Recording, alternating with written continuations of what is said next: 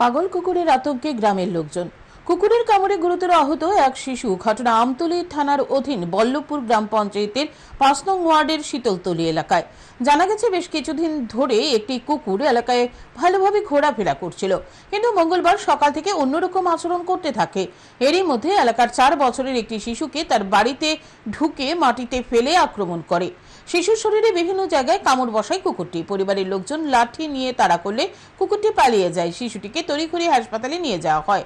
এতে আতঙ্কিত হয়ে পড়েন স্থানীয় লোকজন। এলাকার মানুষ রাস্তায় বের হলে হাতে লাঠি নিয়ে বের হতে হচ্ছে। এই অবস্থায় পাগল কুকুরের আক্রমণ থেকে রক্ষা পেতে এলাকার কয়েকজন আমতলী থানার পুলিশের দ্বারস্থ হয়, কিন্তু পুলিশ জানিয়ে দেয় যে এই বিষয়টি পুলিশের দেখার নয়। পরে স্থানীয় এলাকাবাসী প্রথমে বন দপ্তরের কর্মী এবং ডুকলি ব্লকের ভিডিওকে জানায়। অভিযোগ, বিকেল হয়ে গেল প্রশাসনের তরফ থেকে কোনো ধরনের ব্যবস্থা গ্রহণ করা হয়নি। তো প্রথম সরকার মেয়েরে 6 বছর হয়েছে না, 4 বছর বাচ্চাটা কুত্তা ফালাই আজকে কামড়ায় একদম ডাফনা টাফনা একদম কামড়ায় খাইয়া দিচ্ছে এমন অবস্থা। তো তৈরি করে আমরা হসপিটাল নেওয়া হয়েছে। হ্যাঁ, আমরা সবাই চাইতেছি যে সরকার যাতে একটা ব্যবস্থা নিয়ে কুত্তাটা ধরে নেওয়া লাগে। আমরা পাড়ার সবাই একটা আতঙ্কের মধ্যে আছে আর কি এখন সময়।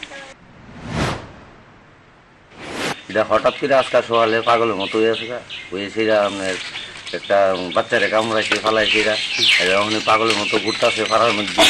পাড়া খোলা পান সবাই বয়স্করা মিললে ওখানে লাডি লুডি লইয়া চলন লাগতেছে, কারণ কুত্তাটা কোন সময় কারে কি করে এ তো পাগল হয়ে গেছে।